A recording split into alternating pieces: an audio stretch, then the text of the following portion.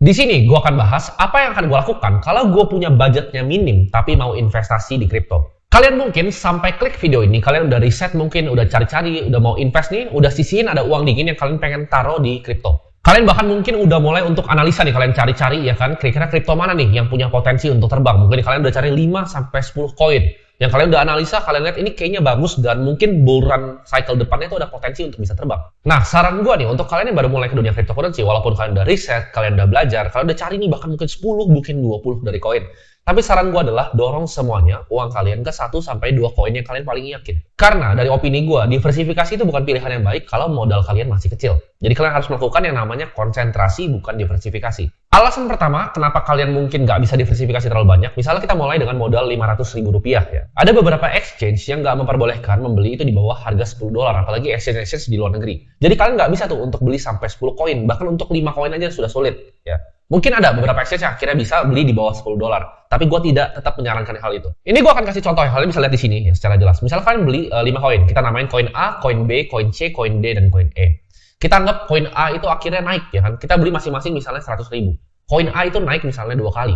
Koin B naiknya 3 kali. Ya. Koin C itu nggak naik, dia tetap aja. Ya. Dia sideways, tetap harganya sama. Koin D itu turun mungkin 50% dan koin E itu hilang semuanya uangnya. Nah kalau kita lihat seperti itu, akan lebih baik kalau misalnya semua uang kita daripada 500.000 itu kita sebar 100 dan hasilnya seperti itu. Lebih baik dari uang 500.000 tadi, kita beli 2 koin yang kita yakin. Koin A 250.000 dan koin B 250.000. Akhirnya kalau kita lakukan itu, portofolio value kita akan melampaui tinggi. Ya. Kalian bisa bandingkan di sini. Ya. Ini yang tadi ini ada 5 di sebelah sini dan kalian bisa lihat nih yang koin A dan B saja. Hasilnya jauh karena kita konsentrasi dan kita fokus. Alasan lagi kenapa 1 dan 2 koin aja kalau modalnya minimal untuk teman-teman yang pemula adalah fee dari exchange ya. Jadi fee exchange itu beragam, ada yang 0,10, ada yang 0,08 dan berbagai macam lainnya. Jadi kalau kalian transaksinya banyak, apalagi di koin-koin yang banyak, 10, 20, bahkan 30 koin, belum lagi kalian mau transfer ke wallet kalian. Mungkin kalau Bitcoin aja kalian murah ya karena ada Lightning Network. Tapi kalau kalian pakai yang ERC20 dan lain-lain, itu akan mahal, apalagi kalian mulai transaksinya mulai advance sedikit, transaksinya di decentralized exchange, di DEX gitu. Itu gas fee-nya mahal banget. Jadi makin banyak koin yang kalian beli, makin tergerus portofolio value kalian. Kecuali modal kalian udah besar, ratusan juta sampai miliaran. Kalau itu nggak masalah. Tapi modal kalian kalau baru 500.000, baru mau mulai 1 juta, saran gue adalah dikonsentrasi di beberapa koin. Biar nggak terlalu banyak nih ya fee-fee seperti ini. Nanti bukannya kalian dapat keuntungan investasi, malah uang kalian habis tergerus dengan fee. Nah untuk pemula banget, gue juga nggak saranin kalian, apalagi modal minim, untuk langsung terjun 100% ke dalam dunia trading. Kenapa? Karena banyak hal yang kalian belum mengerti. Kecuali kalian udah ngerti tentang technical analysis secara dalam, kalian ngerti gimana caranya baca order book ya. Kalian tahu order flow itu seperti apa, kapan smart money masuk, kapan smart money keluar, itu kalian boleh banget trading. Dan gue yakin banyak teman-teman di sini yang bisa trading dan ngasilin income harian, itu banyak yang bisa. Cuman menurut gue itu bukan untuk semua orang, apalagi yang masih modalnya minimal ya. Gue saranin kalian pelajarin dulu teknologinya, kalian meraba-raba dulu, coba beli di exchange, coba transfer ke wallet, kalian coba-coba dulu, eksperimen dulu, pakai uang dingin yang udah kalian sisihkan. Karena untuk kalian bisa dapetin income harian dari trading, itu perlu banyak skill setnya ya, dari technical analysis tadi gue bilang, order flow, kalian harus ngerti money managementnya ya, risiko manajemennya berapa persen kalian bisa hilang dan sebagainya. Ini berdasarkan pengalaman gue pribadi, jadi gue akan sharing. Kalau gue zaman dulu, waktu awal-awal mulai di crypto, tahun 2016, 2017, itu siklus pertama gue beli banyak banget koinnya. Karena gue waktu itu ngeliat, oh yang pertama ini waktu itu dulu sempat Stellar Lumens, itu paling tinggi waktu itu. Gue ngeliat, oh ini udah lumayan tinggi nih naiknya, gue mau ngeliat yang 10-20 ke bawah yang mungkin masih murah yang bisa naiknya seperti itu. Akhirnya gue beli tuh, macam-macam semuanya, koinnya udah gak pernah ada sekarang namanya kedengeran ya. Jadi kalau gue gak pernah ngelakuin hal itu, dan gue cuma beli yang pasti-pasti aja, contohnya mungkin Bitcoin dan Ethereum, portofolio gue mungkin berkembangnya jauh lebih pesat dibanding gue coba waktu itu sebar-sebar. Karena waktu itu gue punya mindset gini, kalau Bitcoin tuh harganya udah mahal. Padahal yang gue salah adalah itu bisa dibeli fractional kan. Lu bisa beli 0,00 sekian Bitcoin. Tapi waktu itu menurut gue 1 Bitcoin mahal. Gue mau cari koin lain yang masih $1, $2, ntar naik harganya seperti Bitcoin. Tapi ya itu kesalahan dalam logika berpikir, karena gue waktu itu juga masih pemula. Kalian akan lebih pusing, karena gini, kalau kalian ngikutin misalnya 5 koin, 6 koin, 7 koin, ini berdasarkan pengalaman pribadi ya. Kripto itu kan 24 jam ya. Ini kita seperti di dimensi waktu yang berbeda dengan orang yang misalnya main saham gitu. Karena main saham dia jam 9 bangun, market buka, itu masih oke. Dan dia bisa tutup ntar jam 4 dia udah santai-santai ya, karena ada istirahatnya, makan siang juga. Kripto itu nggak ada, kripto itu 24 jam. Jadi berita yang kalian ikutin, kita mesti ikutin jam di luar negeri gitu, candle close-nya pagi. Terus kita misalnya lihat jam orang Dubai itu jam berapa, jam orang Singapura jam berapa yang aktif transaksi kripto. Korea itu kalau Korean Pump di update itu jam berapa Korea aktif tradingnya. Jadi 24 jam. Dan newsnya itu, berita di kripto itu cepat banget ya kan. Hari ini Vitalik Twitter kena hack, orang pada kena drain gitu kan. Hari ini ntar keluar lagi FTX itu kira-kira punya Solana berapa, Solana turun. Jadi kalau kalian punya 10 koin atau bahkan 5 deh, nggak usah 10. Kalian punya 5 koin, Lu harus ngikutin 5-5-nya. Itu pekerjaan yang sangat amat berat. Ini gue kasih contoh ya. Ini sekarang gue di kantor gue, di family office gue, ini portofolio yang kita pegang. Nah ini, kalian bisa lihat portofolio gue itu bahkan nggak nyampe 10 gitu, liquid asset digital gue. Kenapa? Ini bahkan dengan tim ya, gue punya tim analis, gue punya tim trader. Itu nggak sampai 10, karena kenapa? Nggak bisa ngikutin. Jadi apalagi kalian yang nggak punya tim, belum berpengalaman di kripto, saran gue 1 atau 2 udah cukup. Nggak perlu 10, nggak perlu 15, nggak perlu 20 ya. Itu akan bikin aset kalian semakin merugi justru. Karena kalian nggak akan bisa ngikutin apa yang terjadi di marketnya. Perkembangan developernya seperti apa, ya, project akan mau dibawa kemana, komunitas seperti apa, beritanya seperti apa. Karena gue bilang sendiri, gue pun yang full time jobnya di kripto, itu nggak nyampe 10 ya portofolionya. Gue inget persis tahun 2017 ya, waktu harganya turun drastis Bitcoin waktu itu, wah terjun payung dah itu, lebih dari 50%. Itu tuh di Indonesia, jamnya jam 4 pagi. Jadi kalian bisa bayangin. Jam 4 pagi itu kebangun untuk ngeliat candle ke bawah merah seperti itu. Jadi ya, kalau kalian mau ngikutin banyak koin terserah kalian, tapi itu bukan hal yang gue sarankan untuk teman-teman yang punya budget minimal. Nah, ini jadi saran gue untuk kalian. Kalian kan tadi di awal video mungkin kalian udah sisihin, kalian punya uang nih, oke 500 ribu, 1 juta, oke gue pengen coba untuk make money di cryptocurrency. Jadi mulai analisa, mulai nge-YouTube, cari mungkin sampai ketemu video ini.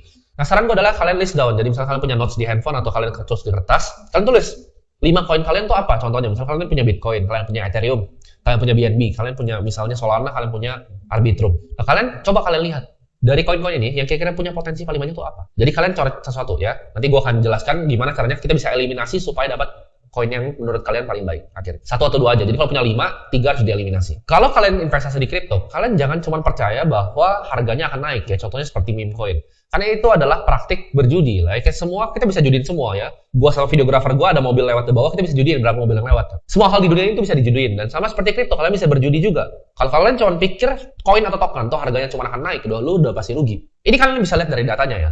Exchange di Indonesia, orang-orang Indonesia itu banyak kan pegangnya apa? Shiba sama Doge. Lu nggak percaya ini gue buka nih, ini dari Arkham Intel, kalian lihat nih, ini di Indodax. Jadi orang Indonesia banyak yang kurang edukasi, mereka beli token untuk berharap dia akan jadi sangat kaya raya. Sedangkan kalau kita lihat exchange yang lebih established di luar, ini ada seperti ini. Beda, titik beratnya, mereka banyak di Bitcoin dan juga Ethereum. Jadi ini nggak cuma di Indonesia, kita bisa lihat sama di beberapa negara berkembang. Biasanya makin aneh nih tokennya dan balance-nya selalu rugi. Mayoritas orang Indonesia datang ke market kripto untuk kaya secara cepat. Dan itu pemikiran dan mindset yang keliru. Sebenarnya mungkin aja sih. Kalian beli PP gitu kan. Kalian harap, oh next bull run nanti 2024 pas Bitcoin naik, ini gue beli PP next 10 kali. Mungkin benar. Tapi itu adalah bukan praktik dari strategic investment. Melainkan itu adalah praktik perjudian ya. Boleh, sah-sah aja. Lu mau ada portofolio salah 1%, gue pun juga ada. Ya ini gue bukan bilang gue nggak lakukan hal seperti itu. Gue juga melakukan hal seperti itu. Gue juga punya PP, tapi sangat kecil gitu ya. Dan kalau misalkan 0, gue juga bodo amat. Dan kalau 10 kali ya, gue pakai untuk makan-makan gitu kan. Gue juga melakukan. Tapi jangan lakukan ini sebagai praktik investasi. Saran gue, pertama kali kita filter, kita lihat bukan dari market cap, tapi dari trading volume-nya. Ada nggak sih yang beneran trading volume? Contohnya gini, kalau kalian cari project di coin market cap, misalnya kita cari koin yang tier 2 ya, yang udah di page belakang. Kalian cari ya jumlah komunitasnya, misalnya di Twitter, dan jumlah yang tambahin di coin market cap itu sebagai watchlist. Dari situ biasa kelihatan tuh, koin yang berapa tuh average-nya berapa. Jadi, koin yang trading volume-nya segini, biasa followersnya segini di Twitter. Nah, kalau kalian lihat koin yang sama, ya, trading volume-nya kalian lihat, oh tinggi, tapi followersnya kecil di Twitter. Atau nggak banyak yang dia mau jadiin watchlist ya di coin market cap. Ini tanda tanya. Itu biasanya ada bandarnya atau di manipulate harganya. Jadi kalian bisa lihat dari sana. Jumlah followersnya kalian lihat ke trading volume dari tokennya. Nah buat kalian yang mau cari bahan koin-koin yang lebih lower cap ya, yang di bawah-bawah dari Arbitrum atau bahkan Polygon, di bawah-bawahnya itu yang lebih kecil-kecil. Saran gue adalah kalian belajar tentang yang namanya selling pressure. Karena ini semua adalah PVP ya, player versus player. Lu beli di sana itu lawan gue beli sini gue lawan lu. Orang beli sana lawan siapa? Itu pasar modal, capital market, mau market crypto, market saham, market forex, itu semua kerjanya sama. Semuanya PVP, orang lawan orang. Jadi kita harus tahu tentang yang namanya selling pressure. Kita harus tahu dulu capital stack-nya dari sebuah project crypto itu seperti apa. Siapa yang dapat uang pertama? Yang pastinya investor early stage. Investor-investor yang kasih uang ke developer percayakan project mereka. Itu pasti dapat uang pertama. Lalu di situ ada market maker, liquidity provider. Lalu ada orang yang punya project-nya. Lalu ada developer dari project yang dibayar dengan token. Terakhir itu adalah ICO pre-sale. Ketika orang mulai tawarin, oh kita mau ICO, ini masih strategic investor. Baru kalian tuh terakhir banget gitu. Jadi kalian harus bayangin, ini ada orang-orang yang punya kepentingan dan ada uang di sini.